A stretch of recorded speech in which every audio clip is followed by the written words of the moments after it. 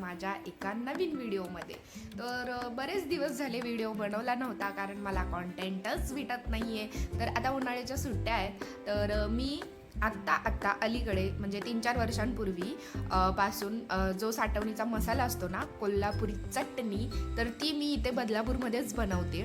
तर मला पहिले तर वाटायचं की बापरे, हे आपल्याकडून होईल की नाही. पण लहानपणापासून मम्मीच्या हाताखाली जे काम केलं आहे, जे बघितलं आहे, त्या सगळ्याचा उपयोग आत्ता मला इथे झाला. आणि मग काय झालेलं, लॉकडाऊनमध्ये जेव्हा माझा मसाला संपला होता तेव्हा आम्ही तयार चटणी वापरत होतो. तर ते अजिबात चांगलं लागत नव्हतं आम्हाला जेवण, आणि आम्हाला वाटत होतं आम्हाला कोरोनाच झाला, आमची टेस्टच गेली. तर खरा प्रॉब्लेम त्या चटणीमध्ये होता, त्या मसाल्यामध्ये होता. तर तेव्हापासून मी ठरवलं की आता आपण मसाला करायची गरज आलेली आहे. आणि माझ्या सासूबाईंना पण आणि माझ्या मम्मीला पण, म्हणजे ते लोक करतात त्यांचा मसाला, पण माझं असं होतं की ठीक आहे, आता आपण जबाबदारी घ्यायला शिकला पाहिजे, आता आपण मोठे झालो आहे. तर आणि मला हे खरं तर मनापासून शिकायचं होतं, म्हणून मी हे करते. तर बघा, मी अगोदर लिस्ट वगैरे म्हटलं आता कसं करायचं, काय करायचं. आणि हा बदलापूरचं एक दुकान आहे, बदलापूरमध्येच आहे. तर या दुकानाचं नाव आहे सिद्धी मसाले, आणि हे खूप जुनं दुकान आहे. आणि मी इथूनच नेहमी मिरच्या, मसाले सगळं घेते. आणि तुम्हाला जर करायचं असेल ना, त्यांच्याकडे जायचं, त्यांना फक्त सांगायचं तुम्हाला कोणता मसाला, मालवणी वगैरे काय. आणि हा स्टेशनचा रोड आहे बरं का. तर इथे जे फळवाले वगैरे आणि डोमिनोज जे आहे ना, त्याच्या बाजूची गल्ली आहे ही. तर इथे तुम्हाला सगळ्या प्रकारचे मसाले मिळतात. तुम्ही फक्त त्यांना सांगायचं तुम्हाला कोणता बनवायचा आहे, मालवणी, घाटी वगैरे सगळं असं सांगायचं, ते बरोबर मेजर करून देतात. फक्त मिरच्या तुम्हाला सांगायला लागतील, तुम्हाला किती मिरच्या हवेत. तर जशा मिरच्या असतात ना, तसा त्याचा प्रॉपर मसाला ते आपल्याला बरोबर लिहून देतात. ते लिस्ट वगैरे देतात, बांधून वगैरे देतात. मी इथे लिस्ट वगैरे दिली. आता एवढ्या वर्षाच्या माझ्या सगळ्या चिठ्ठ्या माझ्याकडे होत्या, सॉरी चिठ्ठ्या नाही म्हणत, काय पावत्या होत्या. तर त्याच्यामध्ये एक सुरुवातीला चुकलं, सुरुवातीला माझं असं झालं का मी खूप मसाला झाला, म्हणजे मम्मी वगैरे कशा जास्त करतात ना आपले गावचे. तर मी सुरुवातीला जवळजवळ 3-3.5 किलो काहीतरी मिरच्या घेतल्या होत्या. तर माझा मसाला 6 ते 7 किलो प्रॉपर मसाला झाला होता, आणि खूप राहिला होता. तर मी तो वाटून टाकला. आणि नंतर मग त्याच्यामध्ये सुधारणा करत करत मी आता 1 ते 1.5 किलो मिरच्यांचा मसाला मला प्रॉपर जातो, तरी पण राहतोच तो. तरी इथे मी लसूण घेतलाय, तो अगोदर आपल्याला उन्हाला लावून घ्यायचा आहे. त्याला तेल आणि ज्वारीचं पीठ माझी मम्मी लावायची, तसं लावून घेतलंय आणि तो कडक उन्हामध्ये ठेवून द्यायचा. आणि मग नंतर संध्याकाळी ते सोलून वगैरे घेतलं तरी चालतं.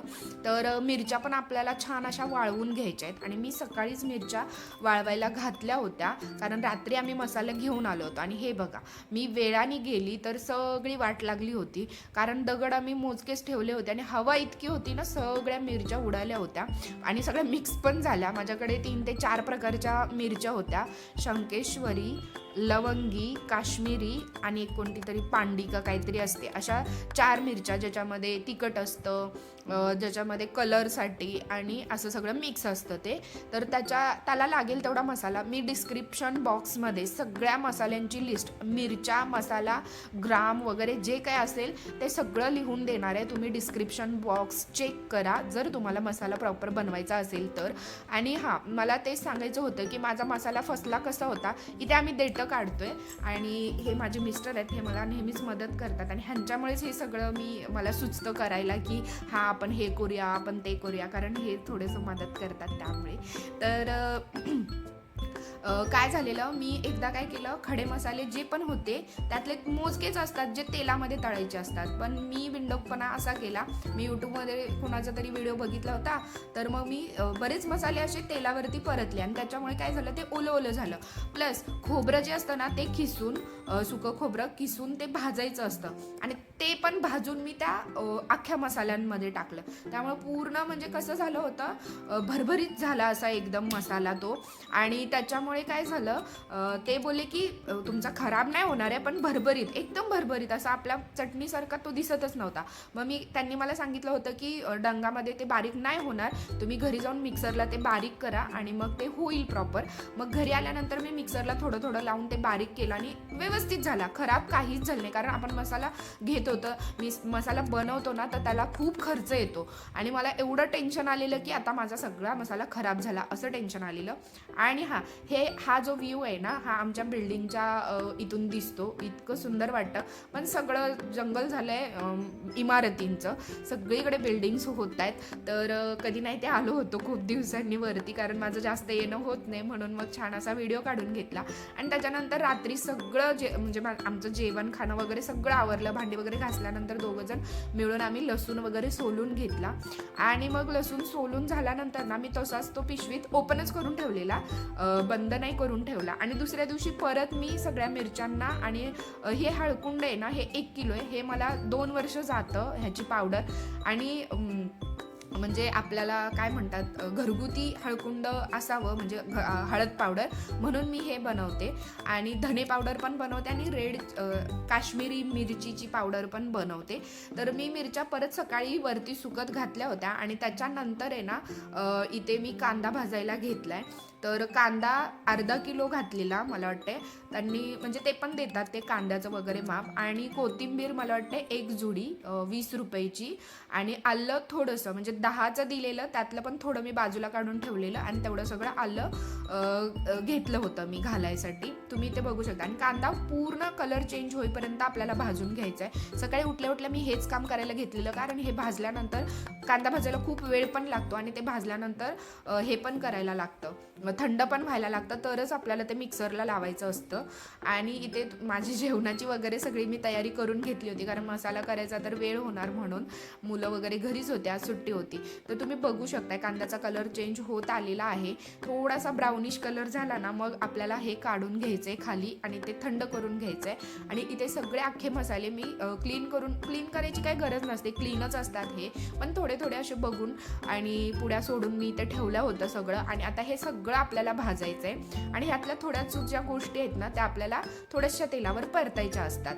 तर तुम्ही इथे बघू शकताय, खोबरं मी खिसून घेतलंय, म्हणजे मी नाही, माझ्या मिस्टरांनी खिसून दिलंय मला. आणि हे सगळे मसाले आता मी एक एक करून भाजणार आहे. तर हे अगोदर सगळ्यात धणे आहेत. आणि बरेच मसाले जे आहेत ते मी व्हिडिओ शेवटपर्यंत नक्की बघा, मी तिकडे लिहून देईन तुम्हाला कोणते मसाले फ्राय करायचे, म्हणजे थोड्या तेलामध्ये भाजायचे आहेत, आणि कोणते मसाले फक्त सुके भाजायचे. ओके, व्हिडिओ शेवटपर्यंत नक्की बघा.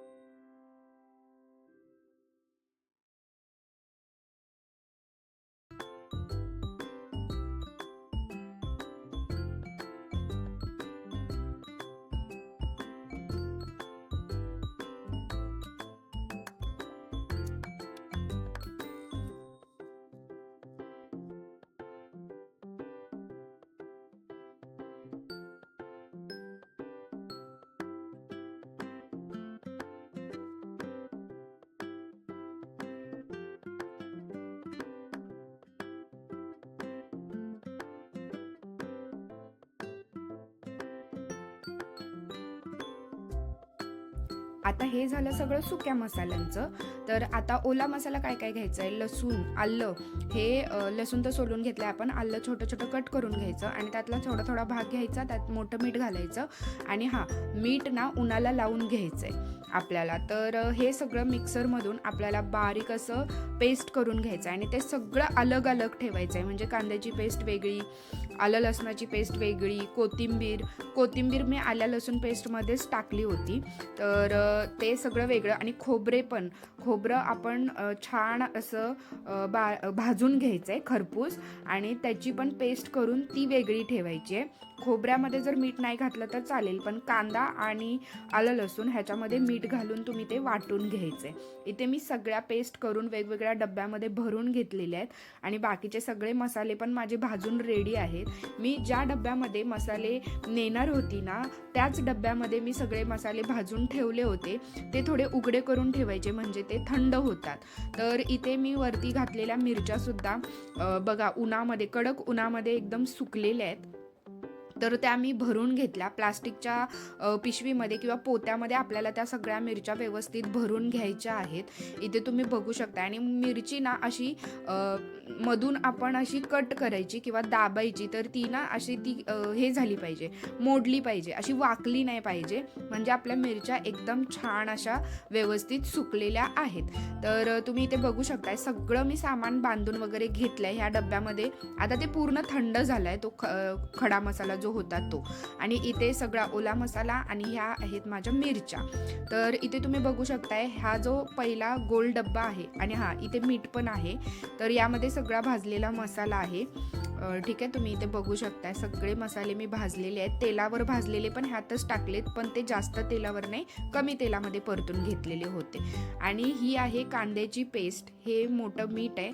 ही आहे खोबऱ्याची पेस्ट आणि ही आहे लसूण, कोथिंबीर आणि आलं त्याची पेस्ट आणि हा आहे कांदा जो भाजून आपण पेस्ट करून घेतलेला आहे. तर हे सगळं अलग अलग आपल्याला डब्यामध्ये घालून हे सगळं वाटण केंद्रामध्ये घेऊन जायचं आहे. त्याला डंग म्हणतात. तर तिथे घेऊन जायचंय. मग ते सगळं अगोदर ना ते सुक्या मसाले वगैरे असतात ना ते आणि मिरच्या असं घालतात. त्याच्यानंतर त्याची पावडर केली जाते आणि मग त्याच्यामध्ये ओला मसाला घातला जातो. जर माझ्यासारखी तुम्ही चूक केली आणि खोबरं पण त्या सुक्या मसाल्यामध्ये घातलं ना तर ते पूर्ण बारीक होत नाही, कारण हे असं मशीन असतं. तर त्याच्यामध्ये काय होतं, ते तेलकट होतं आणि पूर्ण पूड त्याची तयार होत नाही. तर इथे बघा त्यांनी मीठ, मिरची आणि जे खडे मसाले होते ते घातलेत आणि इथे कोणाचं तरी त्यांनी रेडी केलं होतं आणि ते आपल्याला असं चाळून वगैरे देतात, एकदम बारीक करून देतात. आणि हा जरा सुका सुका होता, माझा जरा ओलसर होतो कारण माझा घाटी मसाला असतो. आमचा मसाला असाच हा ओलसरच असतो. आणि खूप छान दादांनी त्या करून दिला मला. आणि मी आदल्या दिवशी जाऊन त्यांना विचारलं होतं, तर 1 किलोचाच मसाला होता, म्हणजे 1 किलो मिरचीचा. तर त्यांनी सांगितलं की तुम्ही आल्या आल्या मी घालतो म्हणून. आणि आम्ही गेलो तेव्हा मग त्यांनी माझा मसाला घातला. 1 तासभर लागला आम्हाला, आम्ही बसलो होतो. हा बघा माझा मसाला रेडी झालेला आहे आणि आता मी तो घेऊन घरी जाणार आहे. आता हे आपण हा जो मसाला आहे ना हा कोणत्याही प्लास्टिकच्या किंवा स्टीलच्या वगैरे बरणीमध्ये नाही ठेवायचा. तो ही अशी चिनी मातीची बरणी भेटते त्यातच ठेवायचा. आणि मी हे काय करते, तर त्याच्यामध्ये गुठळ्या असतात, गाठी त्या आपल्याला फोडून चुरून घ्यायच्या असतात आणि मगच तो भरायचा असतो. जर आपण असंच भरलं ना तर त्या गाठी तशाच राहतात, त्या लवकर फुटत नाहीत. आणि मग जेव्हा आपण यूज करतो ना जेवणामध्ये तर त्या गाठी तशाच राहतात आणि आपल्याला अंदाजे येत नाही. तिखट होऊ शकतो आपलं जेवण वगैरे, आपलं तिखट होऊ शकतं त्याच्यामुळे. आणि हे काम माझे पप्पा करायचे मी जेव्हा माहेरी होती तेव्हा, पण आता हे काम मी करते. आणि अशा प्रकारे आपली कोल्हापुरी चटणी, कोल्हापुरी मसाला, साठवणीचा मसाला रेडी झालेला आहे. तुम्ही बघू शकताय कसला भारी कलर आलेला आहे आणि खूप मस्त वाटतं जेव्हा आपण असं काहीतरी मोठी गोष्ट करतो. आणि माझ्या मम्मीला आणि माझ्या सासूबाईंना माझं एवढं कौतुक आहे ना, त्या प्रत्येकाला सांगतात की तिला आम्ही देत नाही, ती स्वतः करते. तर तेव्हा पण असं प्राऊड फील होतं, छान होतं. पण जेव्हा मसाला पण आपण घरी घेऊन येतो तर आपण केलेल्या गोष्टीचं आपल्याला कौतुक वाटतंच आणि इतकं भारी वाटतं. आणि हे सगळं शक्य होतं माझ्या मिस्टरांच्यामुळे, कारण ते मला खूप हेल्प करतात. तुम्ही ते बघू शकताय, लाल लाल भडक असा छान चरचरीत झणझणीत माझा मसाला रेडी आहे. तुम्हाला पण करायचा असेल तर तुम्ही नक्की या सगळ्या स्टेप्स फॉलो करा. डिस्क्रिप्शन बॉक्समध्ये जावा, तिथे मी सगळी लिस्ट देणार आहे जे जे मी वापरले त्याचं. व्हिडिओ शेवटपर्यंत बघितल्याबद्दल धन्यवाद. मला असंच लाईक करा, सपोर्ट करा, आमच्या चॅनलला सबस्क्राईब करा. बाय.